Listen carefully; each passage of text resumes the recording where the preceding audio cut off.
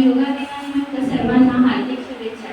योगा दिनानिमित्त सौ पाकले मॅडम यांनी प्रिन्सिपल मॅडम यांनी आपल्याला खूप सुंदर योगासने शिकवलेली आहेत व कशा प्रकारे करायची हे सांगितलेले आहे। त्यामुळे आता माझा संकल्प झाला आहे की मी रोज योगा करेन, नियमितपणे करेन आणि त्यांच्यासारखं योगा करण्याचा प्रयत्न करेन, त्यांच्यासारखं फिट राहण्याचा प्रयत्न करेन जसे आपले बाकीचे शिक्षक आहेत आणि नेहमी योगा करून तंदुरुस्त राहीन, माझं स्वास्थ्य जपेन आणि सदैव योगा करत राहीन।